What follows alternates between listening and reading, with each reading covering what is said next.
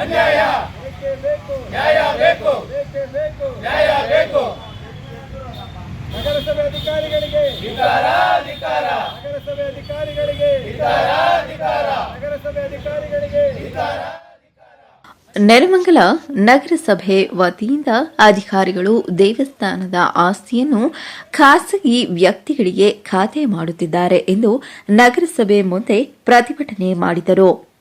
ಬೆಂಗಳೂರು ಹೊರವಲಯ ನೆಲಮಂಗಲ ನಗರದ ಜನಪ್ರಿಯ ಅಪಾರ್ಟ್ಮೆಂಟ್ ಹತ್ತಿರ ಇರುವ ಎನ್ಎನ್ಟಿ ಲೇಔಟ್ನಲ್ಲಿ ಅರಿಶಿನಗುಂಟೆ ಗ್ರಾಮದ ಸರ್ವೆ ನಂಬರ್ 124ರಲ್ಲಿ 19 ಎಕರೆ 35 ಗುಂಟೆ ವಿಸ್ತೀರ್ಣ ಜಮೀನನ್ನು ಶ್ರೀ ಕಾಶಿ ವಿಶ್ವೇಶ್ವರ ಸ್ವಾಮಿ ದೇವಾಲಯಕ್ಕೆ ಸೇರಿದ ಸ್ವತ್ತಾಗಿರುತ್ತದೆ.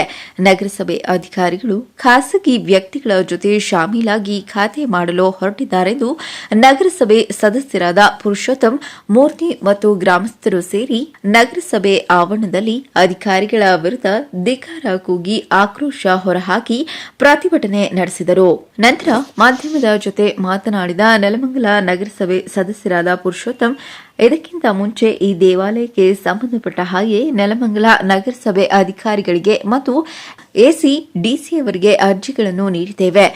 ದೇವಸ್ಥಾನದ ವಿಚಾರ ಸಂಬಂಧ ನ್ಯಾಯಾಲಯದಲ್ಲಿ ಇರುವ ಸಮಯದಲ್ಲಿ ಏಕಾಏಕಿ ಖಾತೆ ಮಾಡಲು ಮುಂದಾಗಿರುವುದು ಎಷ್ಟು ಸರಿ? ದೇವಸ್ಥಾನದ ಆಸ್ತಿಯನ್ನ ರಕ್ಷಿಸುವುದು ಎಲ್ಲರ ಕರ್ತವ್ಯವಾಗಿದೆ. ಆದರೆ ನಗರಸಭೆ ಅಧಿಕಾರಿಗಳ ಖಾಸಗಿ ವ್ಯಕ್ತಿಗಳ ಜೊತೆ ಸೇರಿ ಅಕ್ರಮವಾಗಿ ಖಾತೆ ಮಾಡುತ್ತಿದ್ದಾರೆ.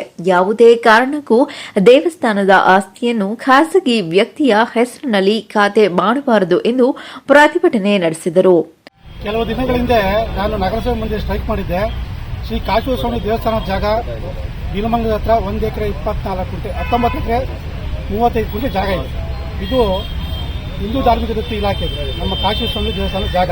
ಇದನ್ನ ಖಾತೆ ಮಾಡಬೇಡಿ ಅಂತ ನಾನು ಮೀಟಿಂಗ್ಗಳು ಸಹ ತಡೆದಿದ್ದೆ. ಇದು ತಿರಸ್ಕರಿಸಿ ಅಧಿಕಾರಿಗಳು ಯಾವುದೋ ಒತ್ತಡದ ಮೇಲೋ ಇಲ್ಲ ಯಾವುದೋ ಪ್ರಭಾವಶಾಲಿ ವ್ಯಕ್ತಿಗಳಿಂದನೋ ಖಾತೆ ಮಾಡಕ್ಕೆ ಹೊರಟಿದ್ದಾರೆ. ಅದು ಅಲ್ಲದೆ ಅದಾದ್ಮೇಲೆ ನಾನು ಏನ್ ಮಾಡಿ ಕೋರ್ಟಲ್ಲಿ ಕೇಸ್ ಹಾಕಿದ್ವಿ. ಇವ್ರಿಗೂ ಸಹ ಬಂದಿದೆ. ಇವ್ರು ಕೋರ್ಟ್ಗೆ ಆದೇಶವನ್ನು ಮೀರಿ ಖಾತೆ ಮಾಡಕ್ಕೆ ಹೊರಟವರದೆ ಇನ್ನು ಎಂತ ಅಧಿಕಾರಿಗಳು ಇರಬೇಕು ನೀವೇ ಯೋಚನೆ ಮಾಡಿ. ಇವ್ರ ವಿರುದ್ಧ ನಾವು ಧಿಕ್ಕಾರ ಕೂರ್ಬೇಕೋ ಬೇಡವಾ ನೀವೇ ಹೇಳಿ.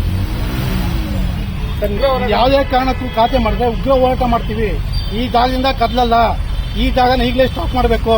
ಎಲ್ಲ ಅಧಿಕಾರಿಗಳು ಬರಬೇಕು. ಡಿಸಿನೂ ಸಹ ಬರಬೇಕು.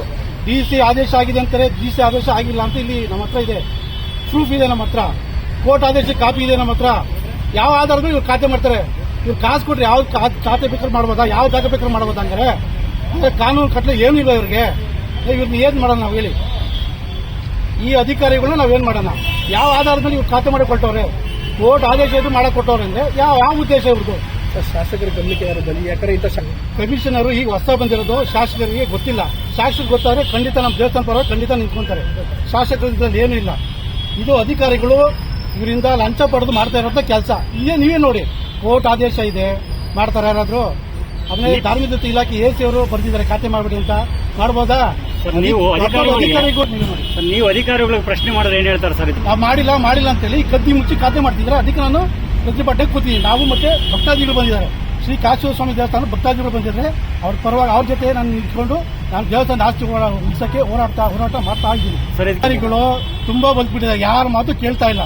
ನಾನು ಈಗಾಗಲೇ 3ನೇ ಸರಿ ನಾನು ಪ್ರತಿಭಟನೆ ಮಾಡ್ತಾ ಇರೋದು, ಯಾವ್ದು ಕೇಳ್ತಿಲ್ಲ. ಅದಕ್ಕೆ ನಾನು ಡೈರೆಕ್ಟ್ ಆಗಿ ಅವ್ರು ನಿಲ್ಸೋವರೆಗೂ ನಾನು ಪ್ರತಿಭಟನೆ ನಿಲ್ಸಲ್ಲ. ನಗರಸಭೆ ಮುಂದೆನೆ ಕೂತಿರ್ತೀನಿ. ಯಾವುದೇ ಕಾರಣಕ್ಕೆ ಎಲ್ಲೂ ಹೋಗಲ್ಲ. ನಾನು ಇಲ್ಲೇ ಕೂತಿರ್ತೀನಿ ನಗರಸಭೆ. ಮೊಹಮ್ಮದ್ ಅಲೀಂ, ಚಾಮುಂಡಿ ನ್ಯೂಸ್, ನೆಲಮಂಗಲ.